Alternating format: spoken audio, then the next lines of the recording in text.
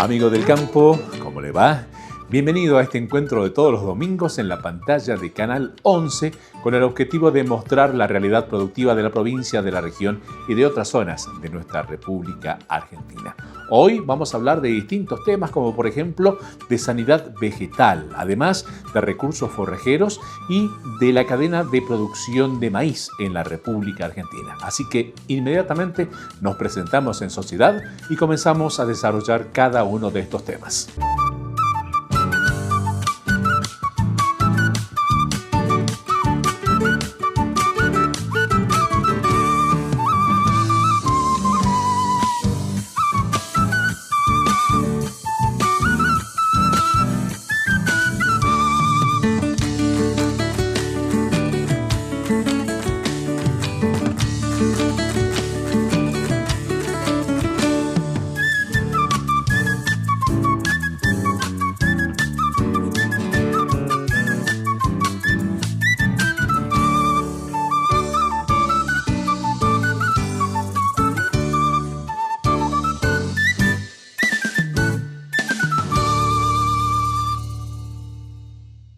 Vamos a hablar de recursos forrajeros y de lo importante que resulta el silaje en aquellos sistemas productivos ganaderos que tienen baches de producción de pasto por la estacionalidad de las precipitaciones. Por ello hemos dialogado con Sofía Padilla, asesora en producción ganadera. La realidad es que la herramienta del silaje es fundamental para nosotros en estos sistemas donde tenemos un bache forrajero muy marcado, con un periodo de lluvias estival y después tenemos un periodo con un bache que hay que ajustar las cargas para poder aprovecharlo. El silaje lo que nos permite es transferir esa calidad del verano al invierno y poder usarlo y estabilizar nuestros sistemas. Un poco esa fue nuestra experiencia que fuimos contando. En la cría usamos más el silaje de Gatton porque por ahí son zonas donde el grano se nos complica más hacerlo o es más riesgoso y necesitamos sí, Gatton con lotes limpios. Y en lo que es la recría, creemos que es un aliado estratégico espectacular, tanto para usarlo como silo autoconsumo como a corral. Y bueno, y ahí mostramos un poco las diferentes sistemas, las diferentes producciones que logramos en cada uno de ellos, con sus dificultades. Y creo que lo más importante lo que marcamos es que esto requiere mucha estrategia, mucha planificación, objetivos claros para qué lo vamos a usar y además saber que los malos resultados generan mucho gasto que nos puede generar la empresa, ¿no? Rentabilidad es muy baja. Entonces, bien usado es espectacular y creo que hay que enfocarse en eso. No porque sea un silo autoconsumo, por ahí hacerlo medio de pasada, sino que ser profesionales en el uso de todas estas herramientas. Lo que hay que apuntar es a usar eficientemente este recurso, que es un aliado estratégico espectacular para el tema de recría, y de la cría también en algunas categorías que son más necesarias o que tienen altos requerimientos. Y en las recrías, lo podemos usar en los distintos sistemas, suplementación a campo, a corral, con más, menos, según la carga y según el objetivo que estemos buscando. Así que a ser eficiente y a buscar que todo lo que usemos y hagamos esté planificado, presupuestado, conociendo bien los beneficios de cada uno, ¿no? Nosotros somos mucho de la teoría de medir lo que hacemos en el campo. Y cuando uno mide lo que hacemos en el campo, tiene más claro cuáles son las cosas que pueden ir fallando, ¿viste? Obviamente con el tiempo eso uno lo va incorporando, pero creo que principalmente es trabajar mucho con el productor, con la gente que trabaja en el campo, capacitación de esa gente. Nosotros trabajamos y tenemos mucha vocación en eso, en capacitar a la gente y que ellos estén convencidos en que lo que vamos a hacer es para mejor, que le va a facilitar las cosas, que no significa que va a haber más trabajo, sino que al revés, que esto va a ser más práctico. Y ahí vas uno reduciendo varias pérdidas que se pueden llegar a generar, digamos. Y después el control. Nosotros trabajamos mucho con la gente, o sea, creemos que es fundamental trabajar con la gente que al final son nuestros socios estratégicos en otros sistemas. O sea, nosotros podemos dejar órdenes y podemos dejar vení con el dron, vení con la maquinaria espectacular y ellos no conocerlas y realmente el objetivo no se va a cumplir, ¿no? Entonces, capacitación del personal, mandos medios, encargados, capataces, a cada uno en su rubro, en darle las herramientas necesarias para que esa tecnología se pueda aplicar de la mejor manera, digamos. Y a veces no es tecnología de drones y alta tecnología, sino es simplemente cómo somos en eléctrico, cómo dividimos los lotes, cómo es más de manejo quizás, cómo separar categorías, qué es lo que tienen que ver, qué es lo que no tienen que ver, qué es lo que tienen que tener cuidado. Hablarle a la gente y estar en contacto con ellos es fundamental.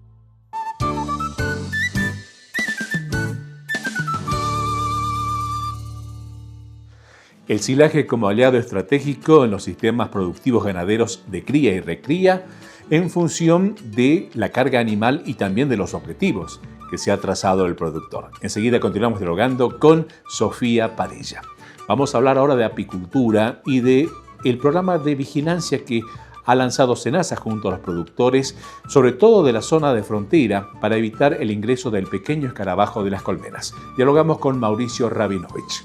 Argentina, hay que recordar que es uno de los principales proveedores de miel del mundo y los certificados de exportación de estas mieles indican la situación real que tenemos hasta este momento, y es que estamos libres de esta plaga. Desde el momento que vaya a ingresar el escarabajo a nuestro país, esos certificados en donde se indica que somos libres ya pierde vigencia, por lo tanto hay que generar nuevos certificados en donde tenemos que dar las garantías con respecto a prevenir y mitigar la presencia del PEC en nuestro país. Podemos llegar a contenerlo, controlarlo en determinadas regiones para poder actuar pensando en la erradicación del PEC de las mismas, y el resto del país dar garantías que al no estar ahí no deberíamos tener inconvenientes en el comercio internacional de este producto. Más allá de la red de vigilancia activa que desarrollamos a nivel del país, es importante también la vigilancia pasiva.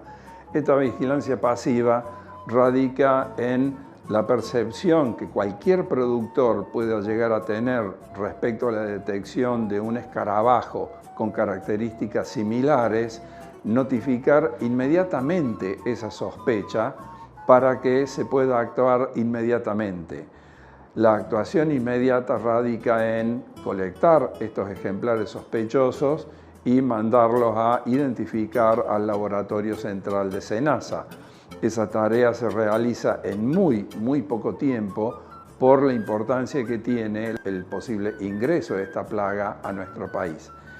También es importante destacar que hemos recibido a través de esta vigilancia, la vigilancia pasiva, una cantidad muy grande de notificaciones de sospechas, y en donde hemos podido detectar escarabajos nativos aquí en el país. Tenemos y son muy parecidos al escarabajo. Sin embargo, el 100% de las identificaciones que se hicieron no correspondieron a este escarabajo en particular, que es Etina tumida. Por lo tanto, es muy necesario, es muy importante que sigamos en este proceso de vigilancia pasiva. Cualquier productor que vea escarabajos similares debe notificarlo inmediatamente para que se actúe en la contención del mismo.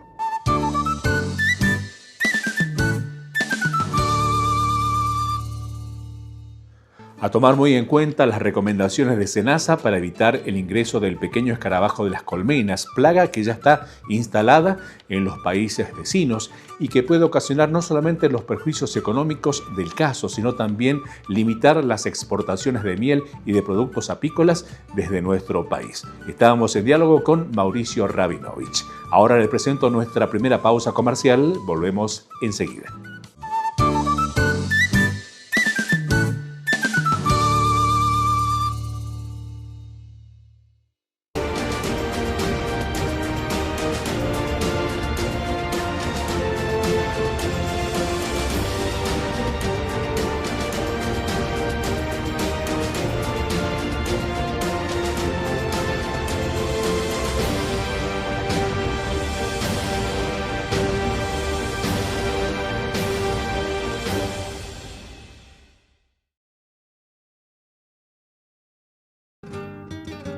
El tabaco es la actividad productiva más importante de Salta. genera empleo en forma directa a más de 25.000 familias. Los recursos de la producción tabacalera se reinvierten en nuestra provincia. Cámara del Tabaco de Salta, defendiendo los intereses del sector tabacalero. Fertinorte, los fertilizantes de la Cooperativa de Productores Tabacaleros de Salta. Formulaciones específicas para mejorar la relación costo-beneficio. Fertinorte.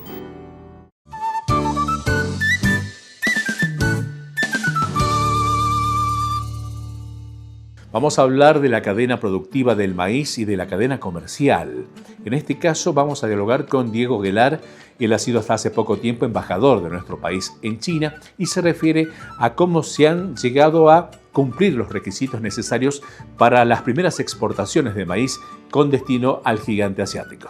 Es las relaciones con China, relaciones fundamentales, uno de nuestros socios estratégicos, 50% de nuestro comercio exterior hoy depende de Brasil y de China. O sea que sin lugar a duda estamos hablando de un tema estratégico, central, nos va a acompañar por décadas y que yo creo que tiene que ser además incrementado. Están saliendo 400.000 toneladas de maíz a China. ¿Qué significa esto?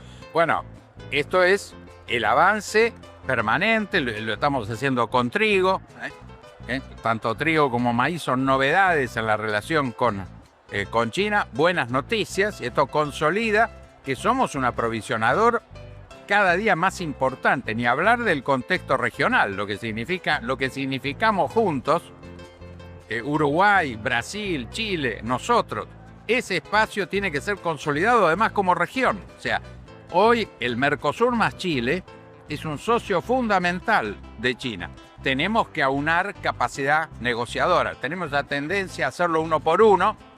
Creo que no nos sirve. La historia demuestra que la integración es un proyecto iniciado, pero todavía distante, en el sentido que no hemos avanzado a la velocidad que tendríamos que haberlo hecho. ¿Y la región Mercosur se encuentra encaminada en esta dirección? Yo creo que hoy hay desencuentros, por motivos equivocados. Yo creo que tanto el presidente Lula como el presidente Milei jerarquizan sus diferencias ideológicas. Yo creo que el valor de Argentina y Brasil ante el mundo, tanto hacia adentro de nosotros mismos como hacia afuera, es mucho más importante que la cercanía personal. Yo siempre digo que tienen que romper ambos presidentes, porque esto no hay un culpable. Creo que ese congelamiento de la relación personal nos está haciendo daño. Y es responsabilidad de ambos presidentes romper ese clima que no nos sirve. Las salvaguardias impuestas por China, no solamente para las exportaciones argentinas, sino también de la región, en alguna, especialmente en carne, ¿pueden afectar en alguna medida a nuestro país? Yo creo que tendríamos que contestar simétricamente. Es decir, hoy estamos con un déficit de 8.000 millones de dólares anuales con China, enorme. De la misma forma que China nos ha aplicado una cuota cárnica importante, porque toma como base el año 2025 como referencia, entonces nos da un margen que de ninguna forma nos limita. Es muy importante ese cupo, pero es un cupo. Nosotros en algunos consumos que China ha tenido un crecimiento exponencial hacia Argentina, también tendríamos que negociar el concepto de la administración. Yo creo en la libertad de comercio, pero el comercio internacional es un comercio que debe ser administrado.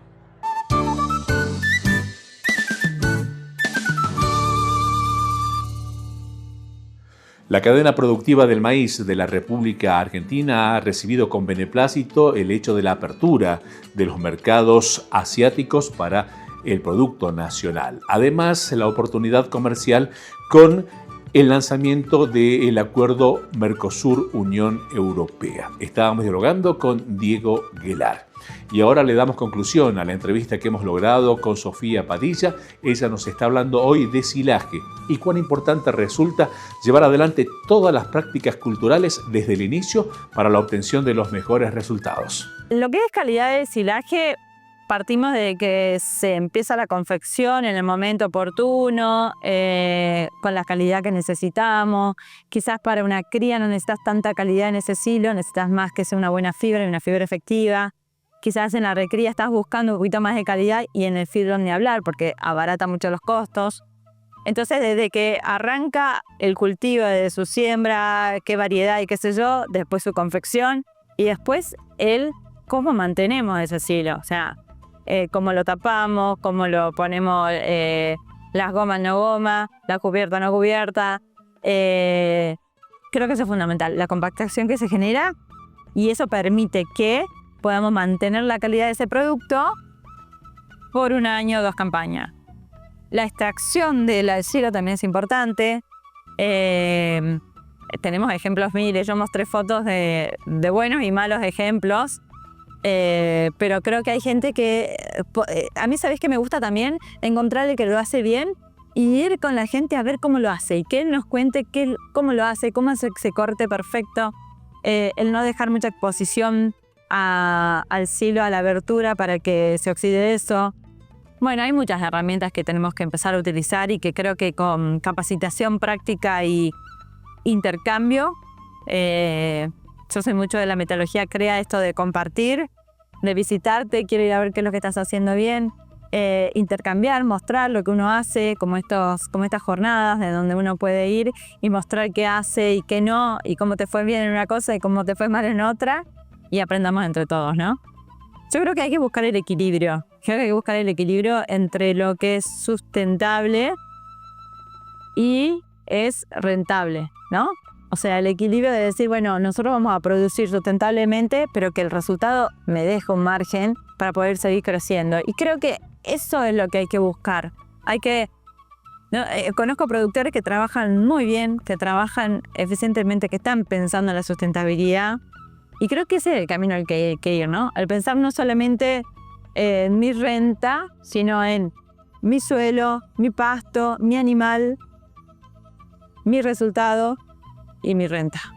Y en ese camino creo que hoy está bastante metido en los productores, y creo que todos queremos eso, digamos. Creo que todos estamos buscando eso, el ser sustentable para las generaciones futuras y para la realidad, que es el ambiente que hay que cuidarlo, ¿no? Creo que estamos en un muy buen momento ganadero, si uno quiere decir. Estamos con algunos indicadores que nos marcan que estamos en un muy buen momento, pero nunca perder que hay que ser eficiente en cada una de las etapas y ser profesionales. Así que nada, en ese camino creo que es el que marcamos siempre.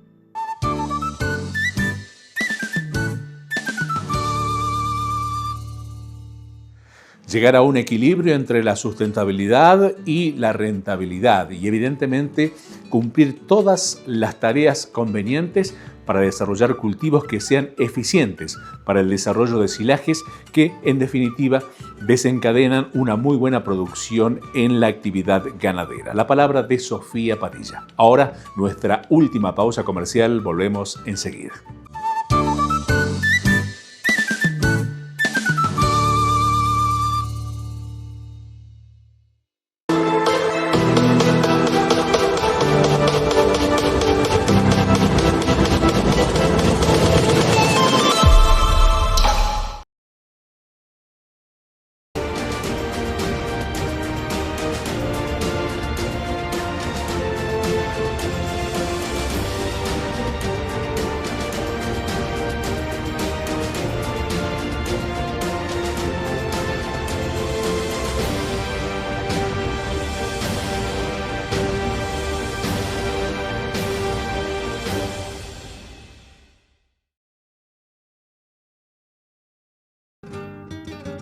El tabaco es la actividad productiva más importante de Salta.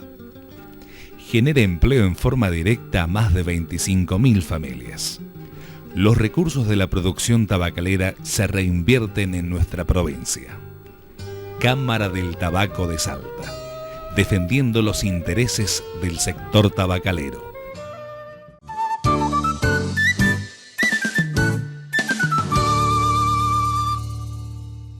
Hace algún tiempo se ha detectado la presencia de orobanche cumana o el jopo del girasol en la vecina República de Bolivia, y es fundamental que los productores junto al SENASA lleven adelante distintas tareas para evitar la introducción de esta plaga a los sistemas productivos de nuestro país.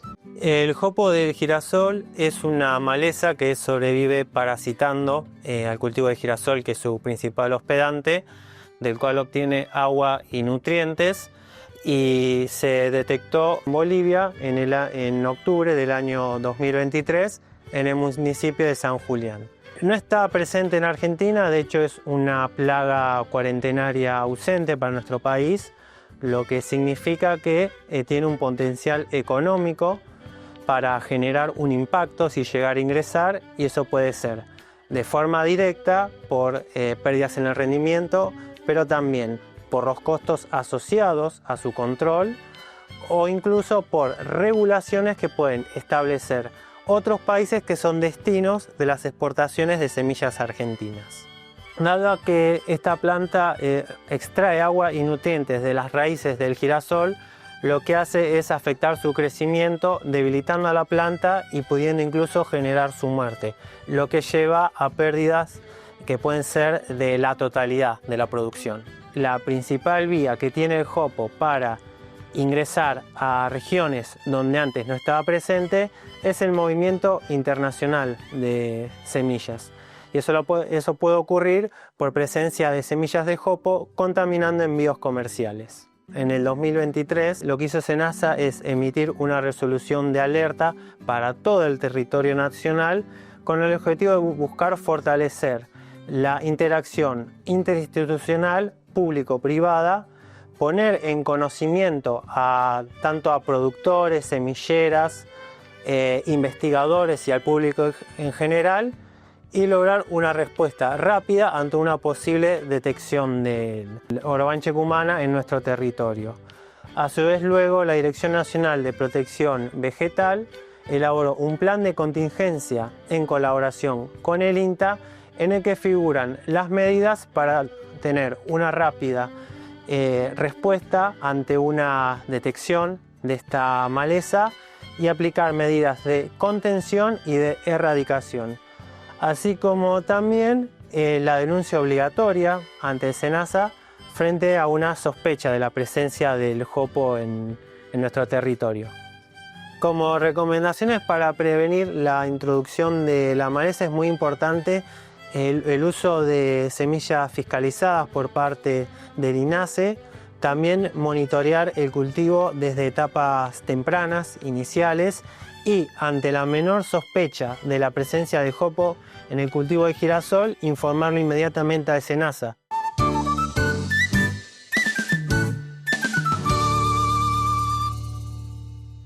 Las distintas acciones que está instrumentando SENASA junto a los productores para evitar el ingreso de esta maleza plaga Orobanche cumana en los sistemas productivos de girasol que tenemos en la República Argentina.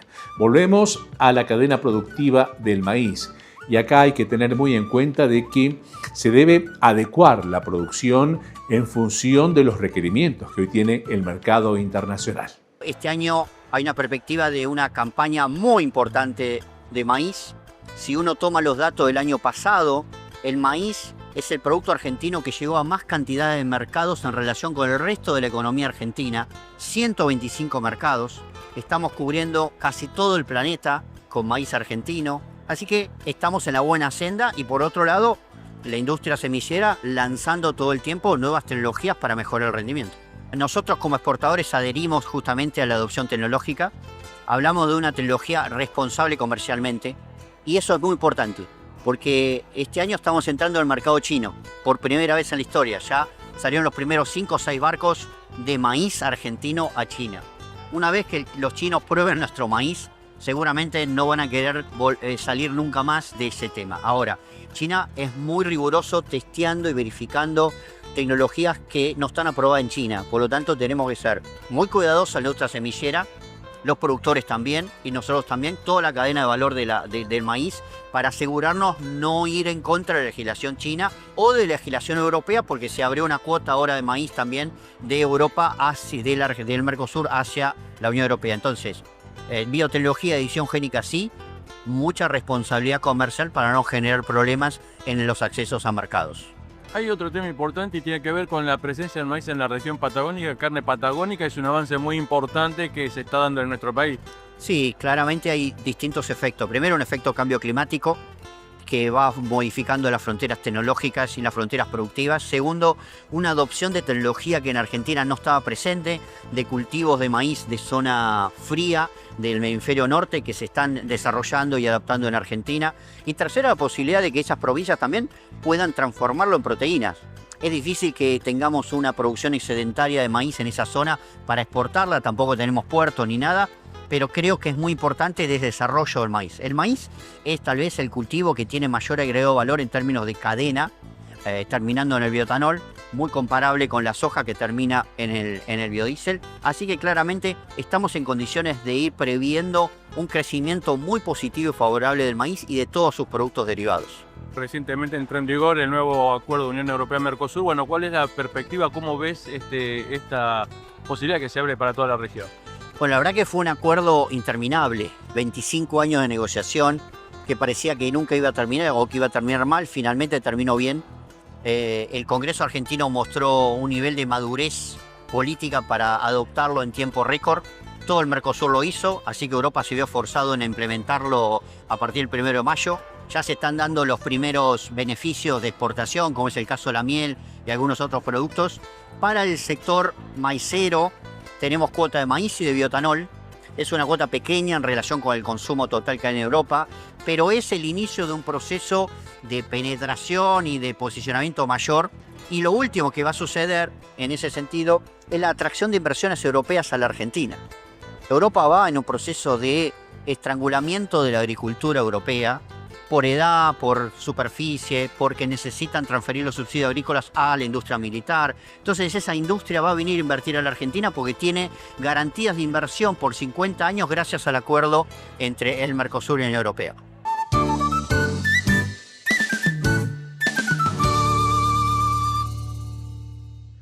Gustavo Idígoras, presidente de la Cámara de la Industria Aceitera de la República Argentina, hacía referencia a lo importante que resulta mejorar los niveles de producción a partir de la adopción de tecnología, pero siempre adecuado a los requerimientos que hoy tiene el mercado internacional del maíz argentino.